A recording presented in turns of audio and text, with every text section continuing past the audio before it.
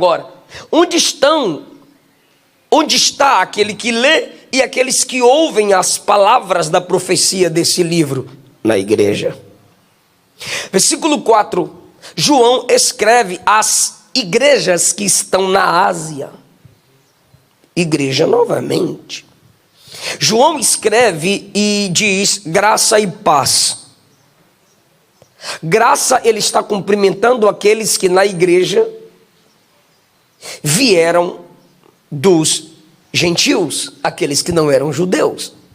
Paz, ele está cumprimentando aqueles que estão na igreja que vieram do próprio judaísmo, pois os primeiros cristãos eram judeus. Então, com a expressão graça, ele alcança os gentios que antes não eram alcançados pela graça. E antes não eram alcançados, não tinham paz, como os judeus tinham paz com Deus. Então ele diz: vocês gentios, por não fazerem parte da nação escolhida desde Abraão, Isaque e Jacó, eu cumprimento vocês com graça, pois por estarem entre nós é puramente graça. E aos judeus que sempre se excluíram e excluíram os outros da paz ou da comunhão consigo, eu vos saúdo com paz e tenham paz, porque pela graça o Senhor deu paz entre vocês e aqueles que não são judeus. A igreja é assim. A igreja tem sempre essas pessoas que dizem assim: outrora eu não olhava nem na sua cara, outrora eu não me comunicaria contigo. Nós lá fora somos antagônicos, inimigos, mas aqui dentro é a graça que nos une e em Cristo temos paz um com o outro. João os cumprimenta e ele está, de novo, repito, falando da igreja.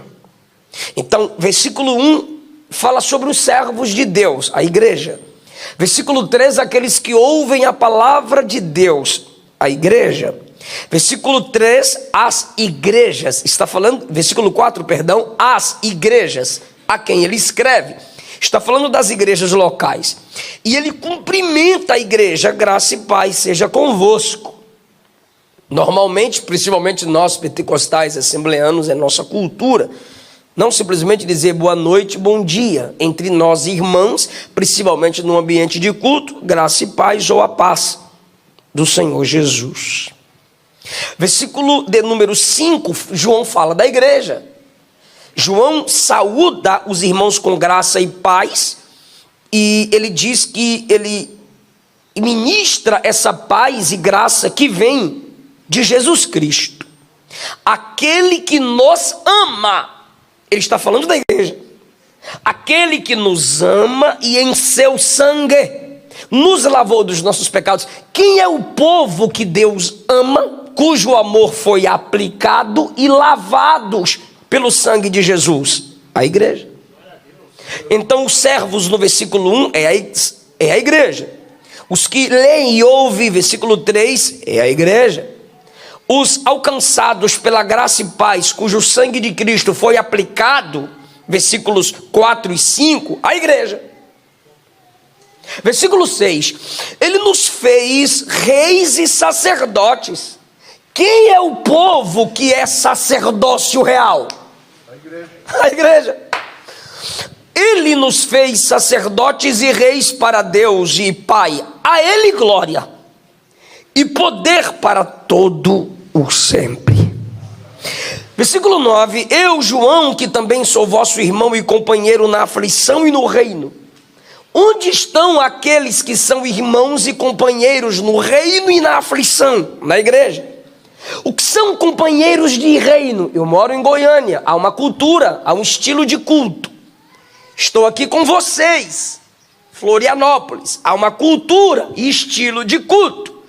Podemos ser separados por alguns aspectos culturais, porque o Brasil é rico em cultura. Podemos ser separados geograficamente, mas eu estive juntamente com a Academia de Pregadores, pastor Moisés, sua equipe, lá em Londres. Línguas diferentes, culturas diferentes, numa igreja só, franceses, ingleses, até indianos. E a gente fala, tem o tradutor. Mas enquanto a gente prega, ele traduz toda a igreja. Independente de sua origem, todos dizem amém. Choram, glorificam. Por quê? Porque somos companheiros de reino. João diz: eu que sou o vosso irmão e companheiro no reino e na aflição. Ou seja, porque nem todos sofrem do mesmo jeito. O bom samaritano tem suas angústias? Tem. A igreja no Goiás tem suas angústias? Tem. E o povo de Deus que a cada 3 minutos morre por não negar o nome do Senhor em várias partes do mundo, tem suas aflições? Tem. Temos diferentes aflições, mas quando se trata de aflições pelo reino, pela causa de Cristo, nós somos irmãos e companheiros. Cada oferta que cada irmão está enviando, estão se tornando companheiros de reino. Então é perceptível, pelo amor de Deus, eu gostaria que você captasse isso. João está falando da igreja, mas a revelação é do Senhor Jesus Cristo. Pois é, irmão, onde Cristo for revelado, a igreja não será ocultada. De modo nenhum podemos revelar Cristo escondendo a igreja. De modo nenhum, repito, a revelação será de Cristo se a igreja for ocultada. Falar apenas de Cristo desprezando a igreja é pegar o corpo e arrancar a cabeça e desejar a vida. É impossível. Cristo, o cabeça, é apresentado quando o corpo funciona. Aleluia. Aí eu pergunto, me ajude, em nome de Jesus. João está triste? Sim. Só o pastor Moisés comigo. Bora, gente, acorda aí. João está triste? Sim. Isolado? Sim. Ele é um pastor de igreja. Arranque o pastor de uma igreja, silencie esse pastor, separe esse pastor da igreja e ele se abaterá. João está abatido? Sim. E como que Jesus vai sarar João? Falando da... Isso é maravilhoso, porque o João triste, abatido, isolado, só pode ser consolado ouvindo, escrevendo sobre, trabalhando para, envolvido com, comprometido com, andando junto com a igreja. O João ferido vai ser sarado relacionado à igreja, porque nós, quando estamos feridos, a primeira coisa que queremos fazer é abrir mão da igreja. Por que quando feridos, isolados, abatidos, a primeira coisa a fazer, não sirvo mais à igreja? E Jesus sara o João ferido por causa da igreja, usando-o para a igreja. Aleluia, glória a Deus. Não há como desconectar os membros de um corpo. Não haverá saúde no corpo se os membros se amputarem e apodrecerem. Eu quero falar de igreja nessa manhã.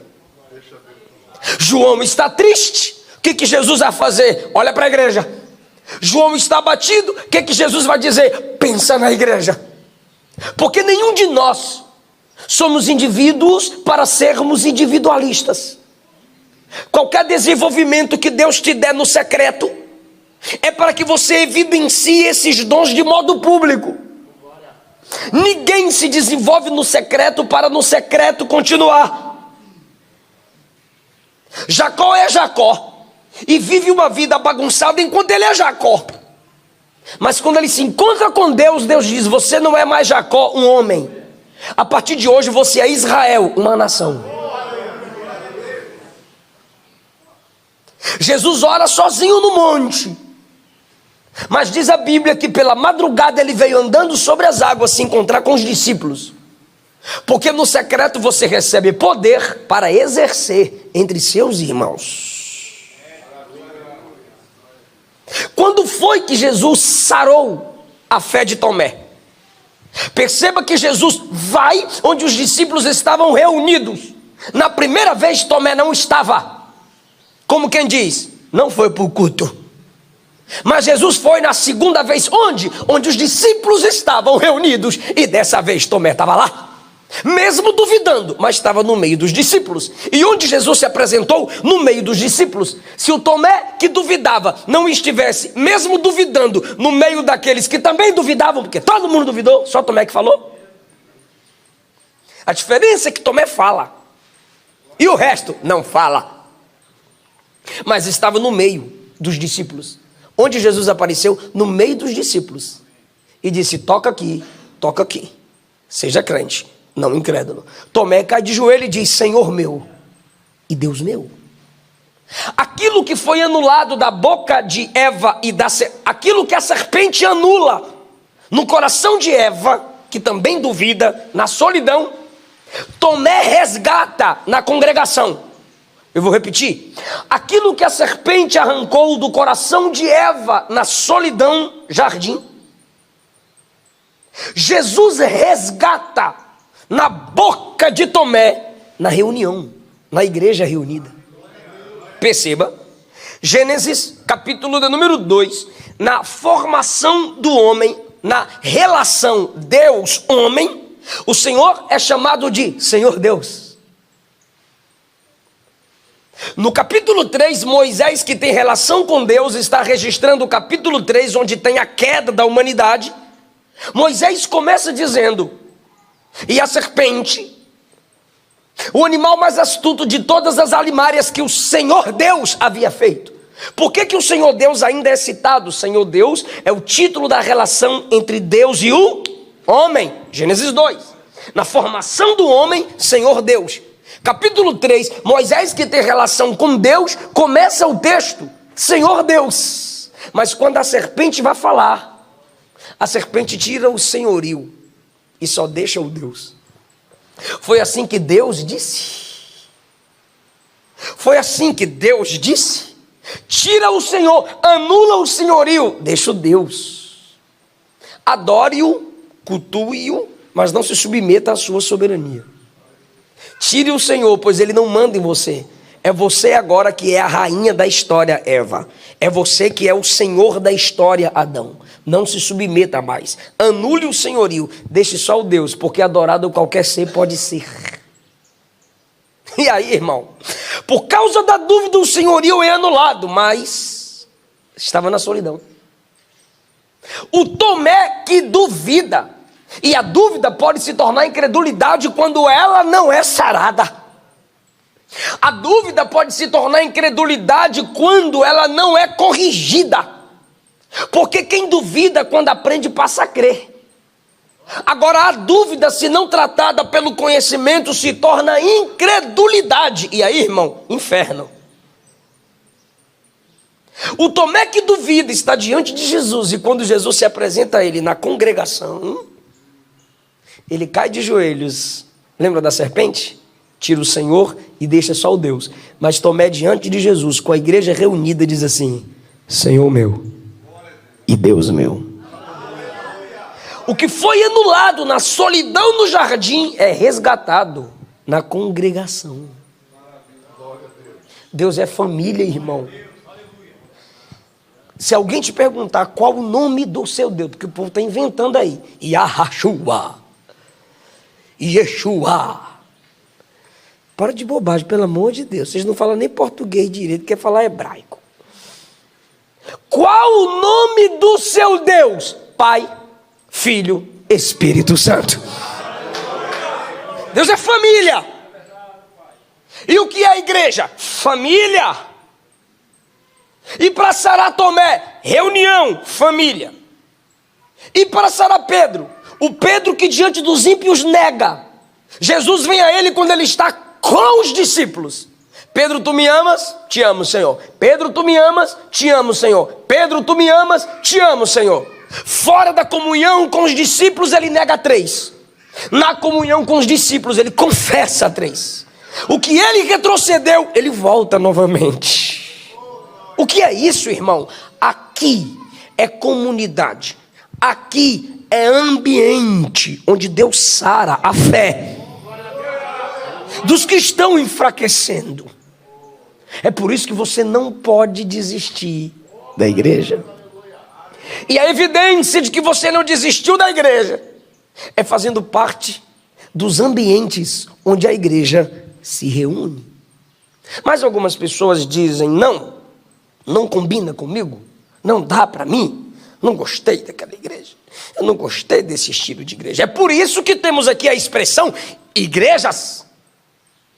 Porque as igrejas são estabelecidas por Deus em locais diferentes, para alcançar quem está naqueles locais. Eu quero congregar, mas eu não estou... Qual igreja eu vou? Aí versículo 11 o Senhor diz: tem uma igreja em Éfeso. Eu não gostei muito da igreja de Éfeso, não, porque tem muita obra. Então você vai para Esmirna. Mas lá tem muito sofrimento. Pérgamo, tem uma igreja boa em Pérgamo, rapaz. Mas lá tem um trono de Satanás. Os caras lá querem controlar tudo pela influência satânica. Misericórdia. Então eu vou para Tiatira. Lá também tem perseguição. Vou para Sardes. Eu ouvi falar de uma igreja em Sardes. Pois é, mas tem uns crentes lá que sem nome. Só tem nome de que está vivo. Um monte de hipócrita, mas é a igreja. Jesus vai mandar uma carta para corrigir. É a igreja. Congrega lá em Sardes, então.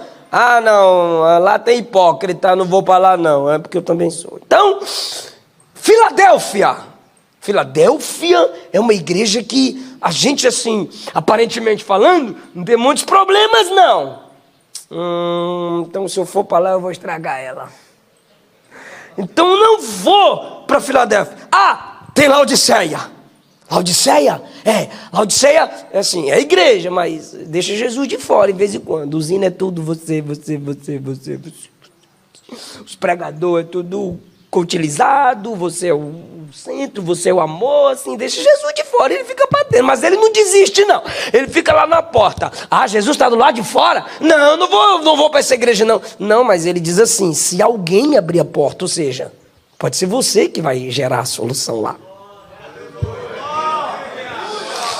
A questão é que cada congregação que a gente conhece, se ela tem um problema, a gente sai dela. Então, se por qualquer problema na congregação onde você está, ou você conhece, por qualquer problema dela você sai, nela você era o pior problema.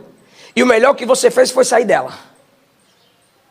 Então tem Éfeso. Gostou não? Tem outra. Tem a de Esmirna. Não gostei não. Vá para Tiatira. Não, também não. Vá para Pérgamo. Não, também não. Então você vai para Sardes. Não dá muito certo. Filadélfia, não, muito santo. Laodiceia, não, eu sinto pouca presença de Jesus. Então sabe para onde você vai? Para o inferno.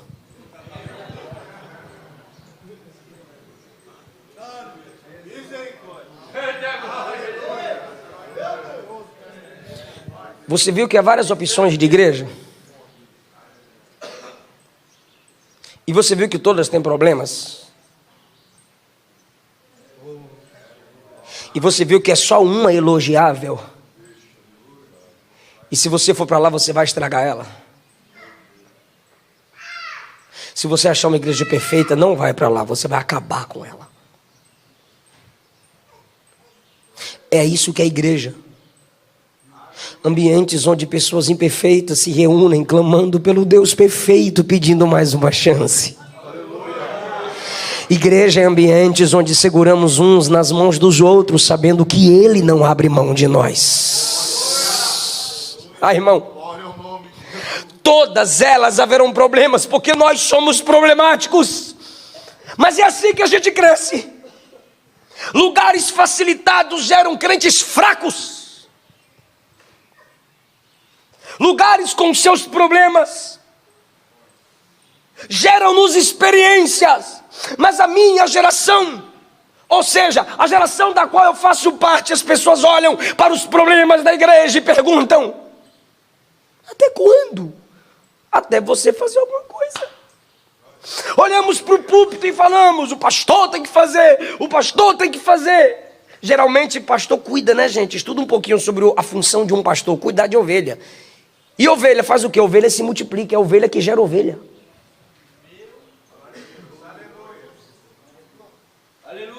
Jesus não é babá, você não é bebê, igreja não é berçário. Ou trabalha ou trabalha. O que você pode fazer pelo reino? O que você pode fazer pela igreja? Ninguém é tão cheio que tenha tudo, mas ninguém é tão vazio que não tenha nada. Não é porque você não aparece, alguns membros são simplesmente os pés do corpo, mas faz o corpo andar.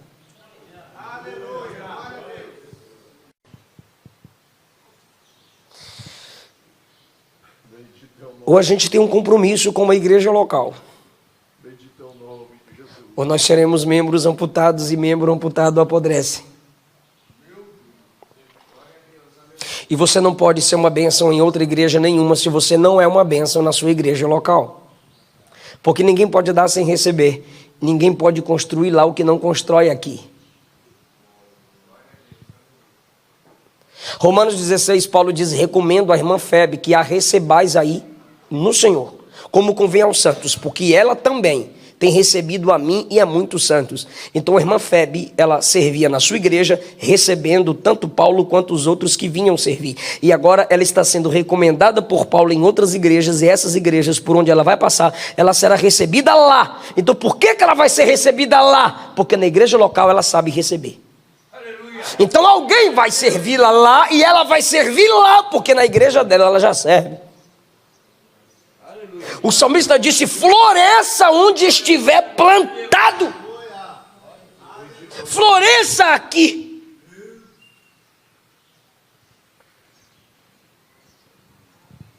Aleluia.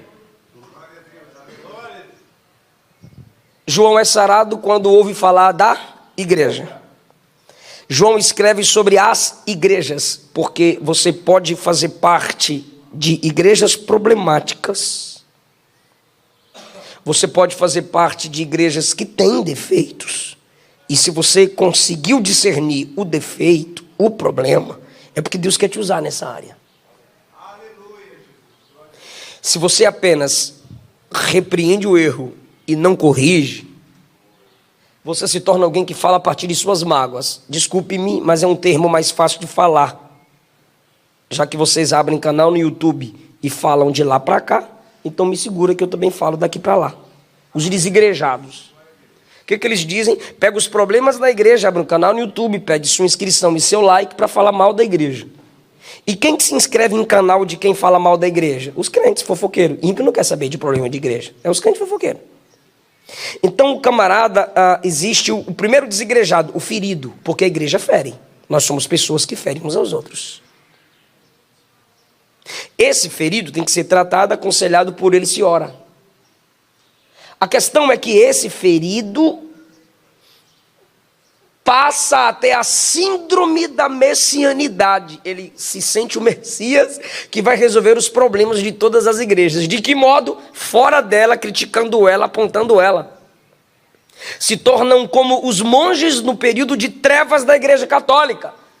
Quando os erros na igreja começaram a se multiplicar, eles saíram da igreja e foram para os desertos. Nós somos luz, não concordamos com esses erros. Pois é, como as luzes, as lâmpadas saíram do ambiente onde se tinha erros, o ambiente apodreceu. E eles morreram no deserto sem fazer diferença nenhuma. Então não é se isolando que você vai sarar ninguém. Esses que têm a síndrome da messianidade começam a falar. Lembra que eles começaram feridos? Só veem os defeitos e os problemas. E agora pensam que ser um método e modo de caluniar, perseguir e expressar é a solução. Não é. Porque o Messias bíblico foi ferido para sarar. Ele não fere a partir de suas mágoas. E se você fala a partir de suas mágoas, você não está falando para gerar cura nem mudança. Você quer vingança. E a Bíblia diz que a ira do homem não opera a justiça de Deus. E assim aquele que foi ferido por uma igreja local se torna inimigo do corpo de Cristo. Porque ninguém sabe mais os defeitos da igreja do que Jesus. E mesmo assim Jesus, que é santo e perfeito, não desistiu dela.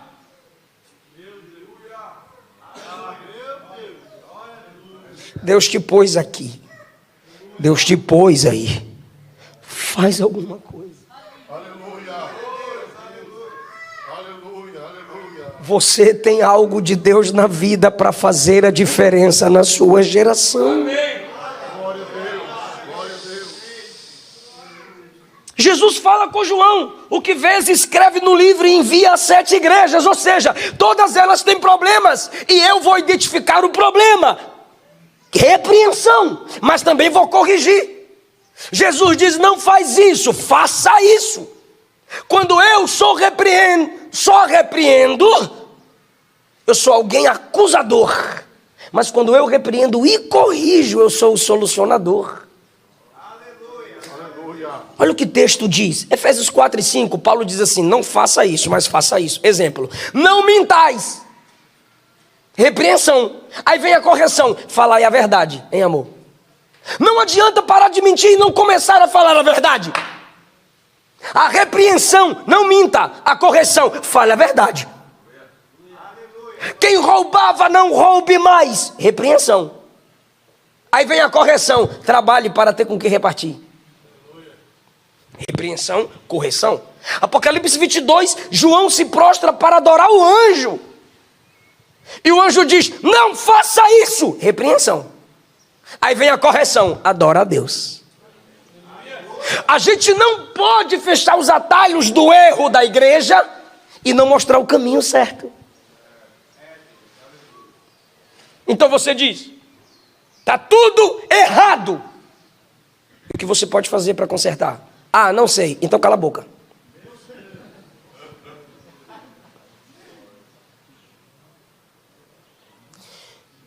As cartas evidenciam o problema e mostram a solução. Quem entende isso? Quem entende isso? Foi Jesus que disse: o que vês, escreve, sim ou não? E diz o texto, versículo 10. Eu ouvi a voz como de trombeta. Voz como de quê? Trombeta. Não é voz como de sino. Quem aqui? Claro que o pastor Moisés, né? Pela experiência que tem um tempo de vida, ele sabe o que é o sininho. A igreja do sininho. Quem aqui na nave da igreja já viu a igreja do sininho? Bim, bim! E quais minhas experiências com o sino?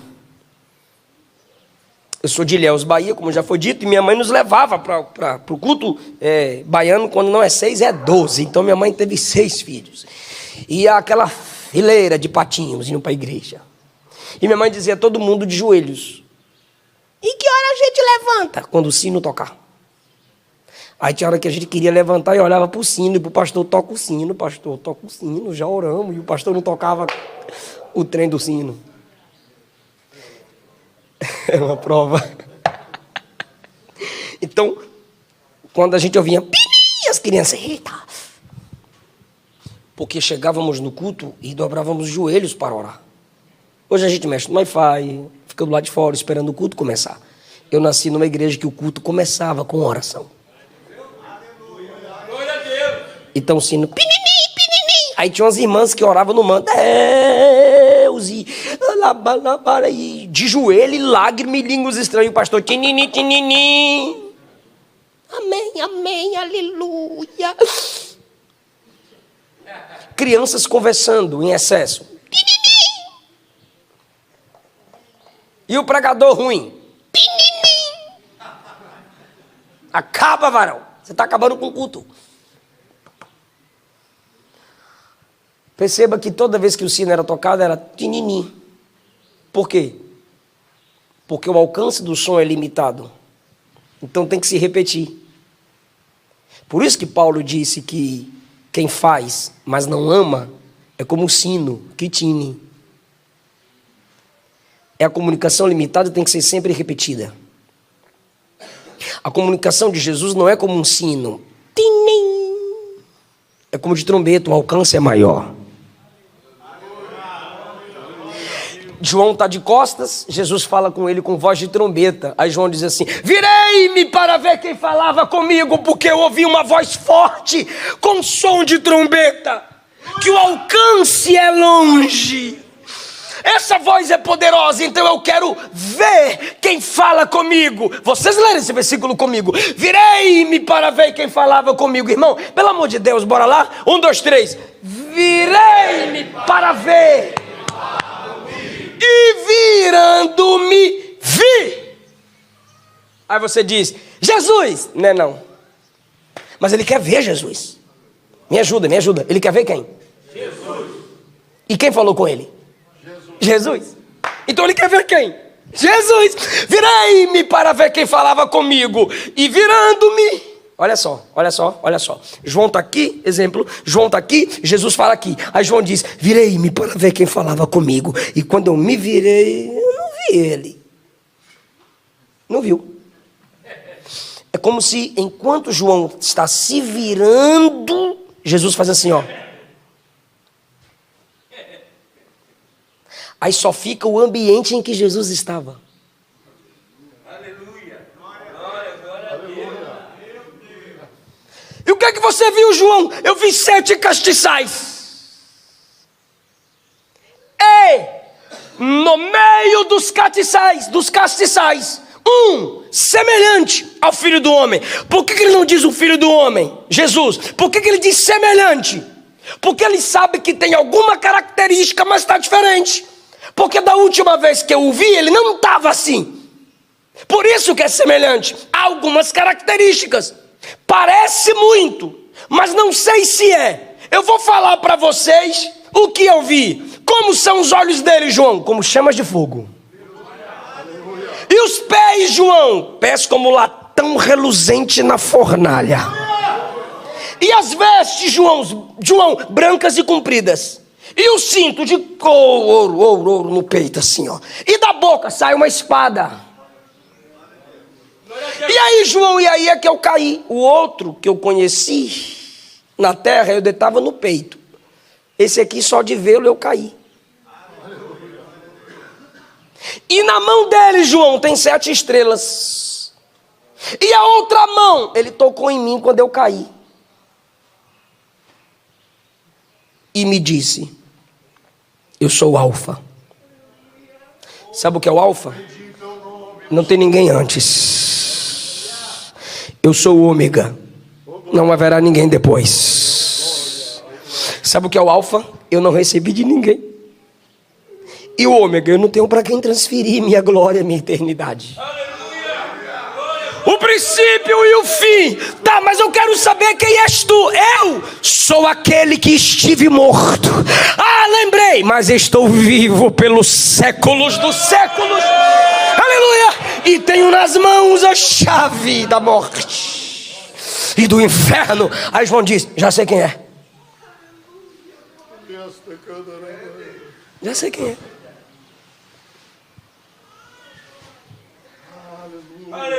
Jesus se manifesta a João no meio dos 7 castiçais. Versículo de número 20. E a gente vai para a conclusão da mensagem. As 7 estrelas são os 7 anjos das 7 igrejas. E os 7 castiçais são as 7 igrejas. Os 7 castiçais são o que, gente? Diga as igrejas. O 7 no Apocalipse é número da completude. Completude é completo. Por isso que no final de cada carta está escrito assim, ó: quem tem ouvido ouça o que o Espírito diz às igrejas. É palavra de Deus para todas as igrejas de todo o tempo. Palavra de Deus é eterna. Quem tem ouvido ouça o que o Espírito diz às igrejas. O número 7 é o 7 da completude. Quando João libera a graça e paz da parte da divindade de 3 pessoas, trindade, ele diz assim: eu cumprimento vocês da parte daquele que é, era e há de vir, Pai, dos 7 Espíritos de Deus, o Espírito, e de Jesus Cristo, o Filho. Então, às vezes nós falamos assim, ó: Pai, Filho e Espírito Santo. Isso é subordinacionismo. Tem uma palavra técnica para isso. Não há subordinação na divindade de 3 pessoas.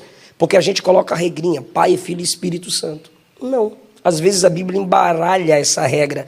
Olha o capítulo, versículo 4. O Pai, o Espírito e o Filho. Não há essa regrinha, Pai, Filho e Espírito.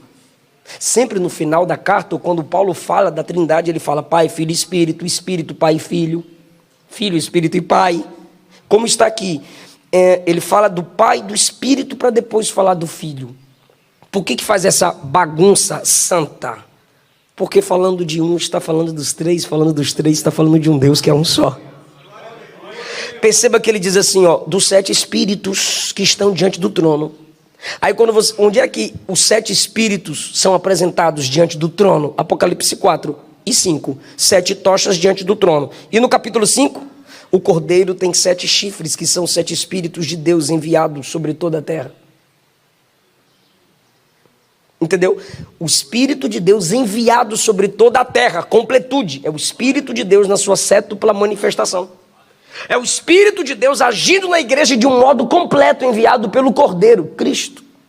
Chifre, símbolo do poder. O Espírito Santo é o poder completo na igreja, completa de todos os tempos.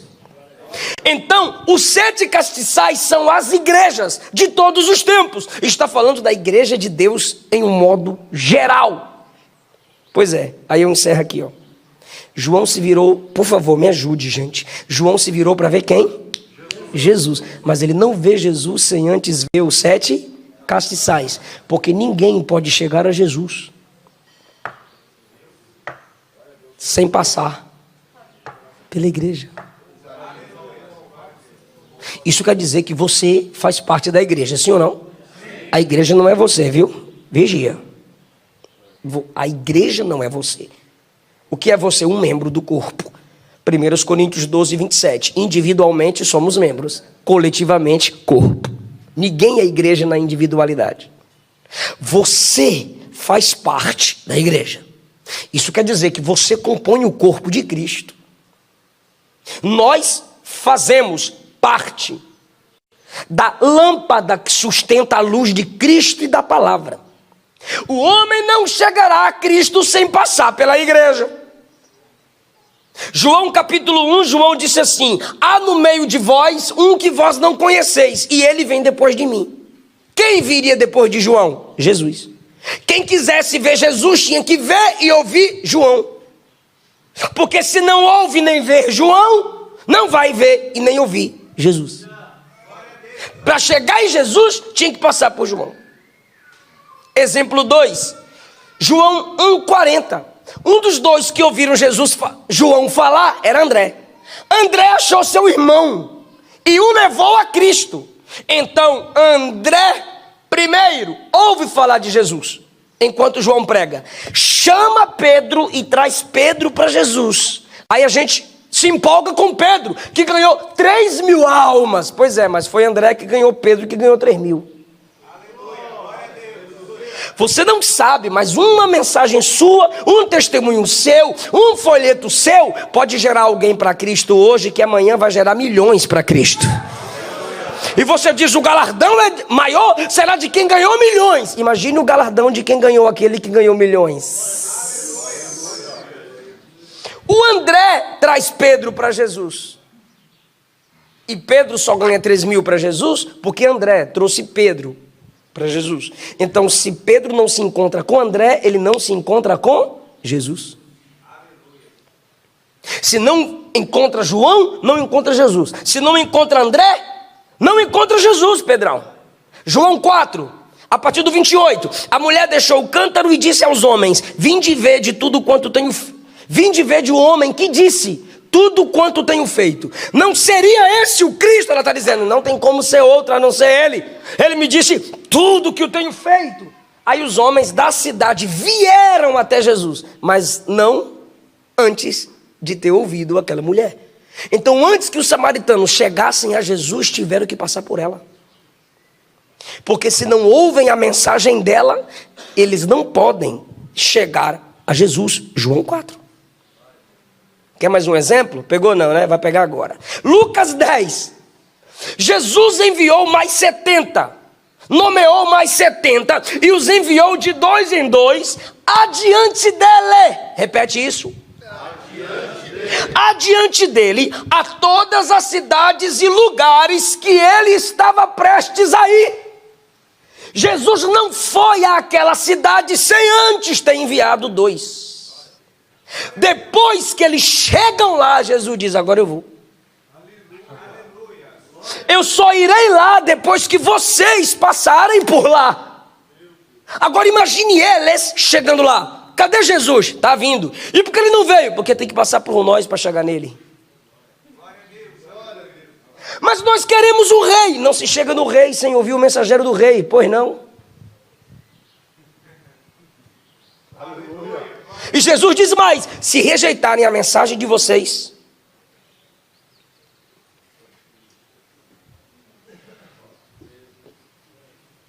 rapaz, ok, se rejeitarem a mensagem de vocês, até o pó da terra, até o pó do sapato de vocês, limpa, deixa lá e volta. Eu enviei vocês. Se não receberem vocês, nem a poeira dessa cidade que recebeu quem eu enviei merece estar nos pés de vocês. Irmão, isso é tremendo. Jesus está dizendo que não há outro meio, não há outro método. Para o mundo chegar a Jesus, tem que passar pela igreja. Se João, que é João, não vê Jesus, sem ver os castiçais, quem é o ímpio, miserável, pobre, cego, nu, para chegar a Jesus sem a igreja?